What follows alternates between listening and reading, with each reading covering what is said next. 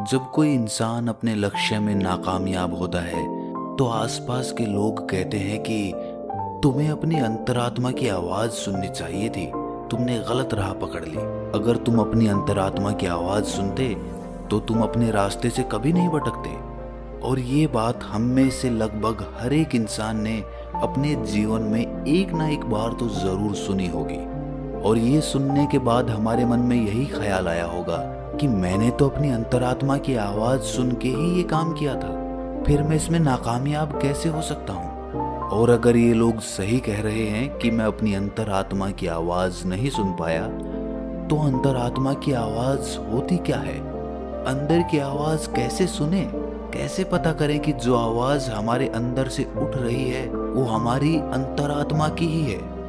तो आज की जो कहानी मैं आपको सुनाने वाला हूँ उसमें आपको एक ऐसी विधि पता चलेगी जिससे आप अपनी अंतरात्मा की आवाज सुनकर अपने अच्छे जीवन के लिए अपनी अंतरात्मा से निर्णय ले सकते हैं। इससे पहले कि आप इस कहानी में खो जाएं, इस चैनल को सब्सक्राइब जरूर कर लें। तो चलिए कहानी शुरू करते हैं। एक बार की बात है, तथागत गौतम बुद्ध अपने कुछ शिष्यों के साथ किसी गांव से भिक्षाटन करके लौट रहे थे। शाम का वक्त हो चुका था, पक्षी अपने घोंसलों की तरफ उड़ान भरने लगे थे। बुद्ध और उनके शिष्य चलित ध्यान करते हुए चले जा रहे थे कि तभी बुद्ध को किसी के रोने की आवाज सुनाई दी। वो आवाज झाड़ियों के सन्नाटे को चीरती हुई आ रही थी। बुद्ध ने तुरंत अपने शिष्यों को रुकने के लिए इशारा किया और खुद उस झाड़ी की तरफ बढ़ना शुरू कर दिया। उनके शिष्य उन्हें देखकर चिंतित हो रहे थे, लेकिन बुद्ध ने उस झाड़ी की तरफ बढ़ना जारी रखा। तभी झाड़ियों के पीछे बुद्ध ने एक आदमी को खड़े हुए देखा। उसके सामने एक बहुत गहरी खाई थी और वो बुरी तरह से रो रहा था। वो अपना कदम उस खाई की तरफ आगे बढ़ाने ही वाला था कि तभी बुद्ध ने उन्हें पीछे से पुकारा। बुद्ध ने कहा कि नौजवान, लगता है तुम आत्महत्या करने के इरादे से यहाँ पर आए हो, लेकिन तुम आत्महत्या करने से पहले मेरे इन शिष्यों पर एक उपकार कर सकते हो। मरते मरते एक अच्छा काम तो कर ही जाओ। वो आदमी बुद्ध के शांत चेहरे को देखकर पूछता है कि मैं भला उनका क्या उपकार कर सकता हूँ। ये सुनकर बुद्ध ने कहा कि तुम अपनी आत्महत्या करने के पीछे का कारण इन्हें बता दो, ताकि ये भविष्य में वो गलती कभी ना करें जो तुम कर रहे हो। ये बात चोट करने वाली थी। कुछ देर के लिए वहां पर सन्नाटा छाया रहा और उसके बाद उस आदमी ने अपना कदम पीछे हटा लिया और उसने कहना शुरू किया। उसने कहा कि आज से 10 साल पहले मैं एक किसान हुआ करता था, खेती बाड़ी करता था और अपना घर चलाता था। उस वक्त मेरे पास धन कम होता था, लेकिन फिर भी मेरे परिवार का गुजारा आराम से चल जाता था। लेकिन मेरी पत्नी अक्सर मुझे ताने देते हुए कहती थी कि हमारे बच्चे बड़े हो रहे हैं, क्या इनके लिए तुम धन नहीं कमाओगे? जब तक हम दोनों जी रहे थे तब तक हमें कोई चिंता नहीं थी, हमारा काम इस खेती बाड़ी में चल जाता था। लेकिन अब जैसे जैसे ये बच्चे बड़े होंगे, इनकी पढ़ाई लिखाई का खर्चा हम कहाँ से उठाएंगे? तुम पैसे कमाने की कोई और व्यवस्था ढूंढो। इस तरह के ताने रोज सुन सुनकर मैं परेशान हो गया था। मैं कोई तरीका चाहता था, कोई रास्ता चाहता था जिससे मैं धन कमा सकूं। और फिर एक दिन मेरे अंदर से आवाज आई, तुम्हारे अंदर व्यापार करने का अद्भुत कौशल है। और ये ख्याल जब मेरे दिमाग में आया तो मैंने अपनी सारी जमीन बेचकर व्यापार शुरू करने का इरादा बनाया। मुझे पक्का यकीन था कि मैं व्यापार में जरूर कामयाब हो जाऊंगा, क्योंकि वो आवाज मेरे अंतर मन से उठी थी, मेरी अंतरात्मा से निकली थी। इसीलिए जब सारी जमीन बेचकर भी व्यापार चालू करने के लिए धन नहीं जुटा पाया तो मैंने अपने रिश्तेदारों, अपने मित्रों से कर्जा लेना शुरू कर दिया और इस तरह मैंने अपने व्यापार की शुरुआत की। लेकिन पता नहीं मेरे व्यापार को किसकी नजर लग गई। शुरुआत में अपने व्यापार को जमाने के लिए मैंने लोगों को उधार सामान देना शुरू कर दिया, लेकिन जितना ही मैं उधार देता रहा उतना ही मेरा धन फंसता रहा और आखिर में उधार इतना ज्यादा हो गया कि मेरे पास उधार देने की क्षमता ही नहीं बची। और जब मैंने उन लोगों से अपना उधार वापस मांगा तो उन्होंने देने से मना कर दिया और मैंने जितना भी पैसा अपने रिश्तेदारों और अपने मित्रों से लिया था उन लोगों ने भी मुझ पर दबाव बनाना शुरू कर दिया। मेरे पास किसी को देने के लिए कोई पैसा नहीं था जमीन थी वो पहले ही बिक चुकी थी। अब मैं करता तो क्या करता। फिर मेरी अंतरात्मा ने मुझे एक आवाज दी कि अब ये दुनिया तेरे लिए नहीं बची है प्यारे, तेरा वक्त यहाँ पर खत्म हो चुका है। तू जा जा, छोड़ दे ये दुनिया, जा आत्महत्या कर ले। और अपने अंदर की आवाज सुनकर मैं यहाँ पर आत्महत्या करने के लिए आया हूँ। ये बात बुद्ध और उनके शिष्य बड़े ध्यानपूर्वक सुन रहे थे। उसकी बात समाप्त होने के बाद बुद्ध ने उस आदमी से पूछा कि नौजवान, मुझे एक बात बताओ, जो आवाज तुमने व्यापार शुरू करने से पहले सुनी थी और जो अब आत्महत्या करने से पहले सुनी थी, वो क्या तुम्हारी अंतरात्मा की ही आवाज थी? ये बात तुम यकीन से कह सकते हो? ये सुनकर वो युवक कुछ सोचकर बोला कि हाँ बुद्ध, वो आवाज बहुत गहरे से आई थी। उस बात पर मेरा पूरा विश्वास था और वो बात मुझे पक्का यकीन है कि मेरी अंतरात्मा की ही थी। ये सुनकर बुद्ध उससे पूछते हैं कि अंतरात्मा की आवाज तो आत्मा से आनी चाहिए। क्या तुम्हें अपनी आत्मा का कोई पता ठिकाना मालूम है? तुम्हें पता है कि तुम्हारी आत्मा तुम्हारे शरीर के कौन से हिस्से में रहती है? ये सवाल सुनकर वो आदमी सकपका गया। उसने सोचा भी नहीं था कि कोई आदमी उससे इस प्रकार का प्रश्न पूछेगा।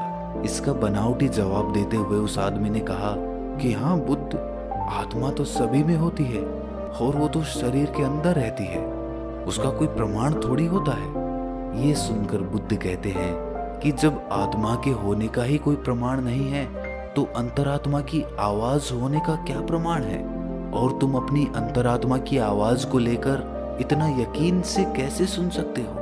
असल में जो आवाज तुमने तब सुनी थी और जो अब सुनी है, वो आवाज तुम्हारी अंतरात्मा की नहीं बल्कि तुम्हारे मन की आवाज थी। वो तुम्हारा मन का ही बुना हुआ एक जाल था जिसमें तुम फंस गए और अब निकलने का तुम्हें कोई रास्ता नहीं सूझ रहा था, तो तुम्हारे मन ने ही तुम्हें निर्देश दिया कि तुम आत्महत्या कर लो।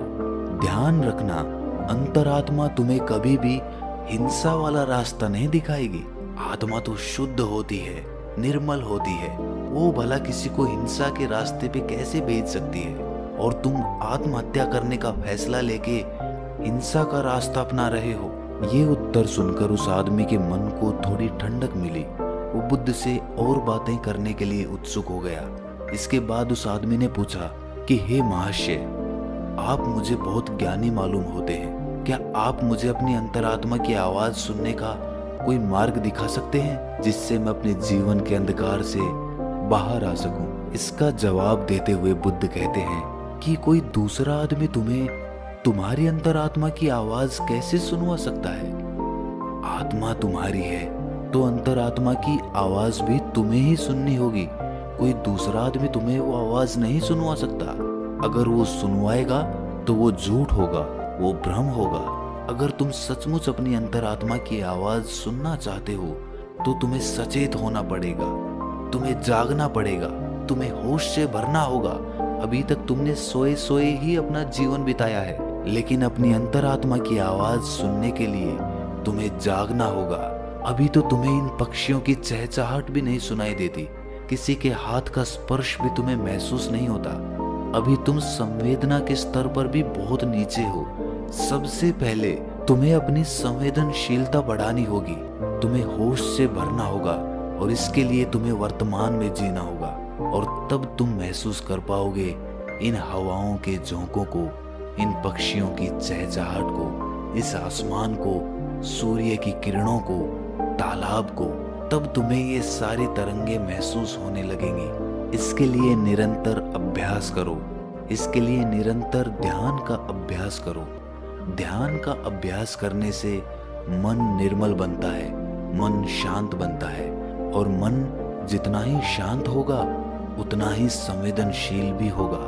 ये कहकर बुद्ध एक पत्थर उठाते हैं और पास के ही एक तालाब में फेंक देते हैं। पत्थर फेंकने के बाद बुद्ध उस आदमी से पूछते हैं कि अभी तुमने तालाब में क्या हलचल देखी? ये सुनकर वो आदमी कहता है कि मैंने देखा कि एक पत्थर तालाब में जाकर गिरा और उसमें डूब गया। ये सुनकर बुद्ध कहते हैं कि ये सारी चीजें तुमने ऊपर ऊपर से देखी हैं, पानी के नीचे क्या हो रहा है ये तुम्हें अभी नहीं मालूम। और जब तक इस पानी के ऊपर की काई नहीं हटेगी, जब तक तुम्हें मालूम भी नहीं होगा कि पानी के नीचे क्या चल रहा है। उसी प्रकार हमारे मन पे जो विचारों का जाल है, हमारे मस्तिष्क को जिन विचारों ने ढक रखा है, वो विचार हमें गहरे में कभी उतरने ही नहीं देते। और जब एक बार विचारों की काई हमारे दिमाग से हटेगी तो नीचे पानी आएगा, और जब वो पानी भी स्पष्ट हो जाएगा तो हमारा मन भी निर्मल हो जाएगा और हम बहुत करुणा से भर जाएंगे, बहुत संवेदनशीलता से भर जाएंगे। फिर हमें ये हवा के झोंके ही आनंद प्रदान करेंगे। ध्यान रखना, मन के विचार ध्यान से शांत हो जाएंगे। और मन को साफ करने के लिए दिव्य प्रेम का अभ्यास करो। जब दिव्य प्रेम तुम्हारे अंदर पनपने लगता है तो तुम्हारा जीवन ही अपने आप में ध्यान बन जाता है। ये सुनकर वो आदमी पूछता है कि हे बुद्ध, ये दिव्य प्रेम क्या होता है? ये तो आज से पहले मैंने कभी सुना भी नहीं। उसका जवाब देते हुए बुद्ध ने कहा कि दिव्य प्रेम किसी विषय वस्तु से नहीं बंधा होता, ना वो किसी लालच से जुड़ा होता, ना किसी आकांक्षा से जुड़ा होता। वो तो सर्वत्र होता है, वो तो सभी से होता है, पक्षियों से, फूलों से, जानवरों से, इंसानों से, पेड़ पौधों से। उन सब के लिए जब तुम्हारे मन से प्रेम उमड़ने लगता है तो वही दिव्य प्रेम बन जाता है। अगर तुम उसका अभ्यास करना चाहते हो तो उसकी शुरुआत अभिनय से करो। जब भी तुम्हारे पास समय हो तुम खाली बैठ जाओ और ये अभिनय करो, ये सोच बनाओ कि तुम किसी पेड़ की तरफ प्रेम की तरंगे भेज रहे हो और वापस में वो पेड़ भी तुम्हारी तरफ प्रेम की तरंगे भेज रहा है। उसके बाद जैसे जैसे तुम ये अभ्यास करते जाओगे, दिव्य प्रेम उमड़ने लगेगा और धीरे धीरे वो दिव्य प्रेम सर्वत्र हो जाएगा, सभी के लिए हो जाएगा। और उसके बाद तुम्हें अपनी आत्मा की झलक मिलेगी। तब तुम्हें पता चलेगा कि आत्मा क्या होती है और अंतरात्मा की आवाज क्या होती है। लेकिन उसके लिए तुम्हें अपने मन के जाल को काटना होगा, जो कि ध्यान या दिव्य प्रेम दोनों से संभव हो सकता है। ये प्रवचन सुनने के बाद वो आदमी बुद्ध के पैरों में गिर जाता है और अपनी आत्महत्या करने के विचार के बारे में वो बुद्ध से माफी मांगता है। दोस्तों, अगली वीडियो हम 2 दिन के बाद डालेंगे, लेकिन उससे पहले मैं आपसे एक विनती करना चाहता हूँ। आप हमारे प्रवचन सुनकर ज्ञान ग्रहण करते हैं, लेकिन ज्ञान तब तक असली ज्ञान नहीं होता जब तक वो अनुभव के स्तर पर न उतर जाए। आज की कहानी में हमने दिव्य प्रेम के बारे में जाना और ये भी जाना कि दिव्य प्रेम का अभ्यास कैसे किया जाता है। मैं चाहता हूँ कि जब तक हम अपनी अगली वीडियो डालें तब तक आप दिव्य प्रेम का अभ्यास करें, जैसा कि इस कहानी में बताया गया है। उसके बाद कमेंट्स में आप अपने अनुभव शेयर कीजिए और आपके जो भी सवाल होंगे, जो भी समस्या होंगी, उन कमेंट्स में से एक कमेंट को ढूंढकर मैं उसका जवाब अपनी अगली वीडियो में दूंगा। तो दिव्य प्रेम का अभ्यास करिए और कमेंट्स में बताएं कि आपका अनुभव कैसा रहा। तो दोस्तों, कैसी लगी आपको ये कहानी कमेंट सेक्शन में ज़रूर बताना, और अच्छी लगी तो इस चैनल को सब्सक्राइब ज़रूर कर लेना। तो मिलते हैं अगली कहानी में, तब तक के लिए अपना ख्याल रखें।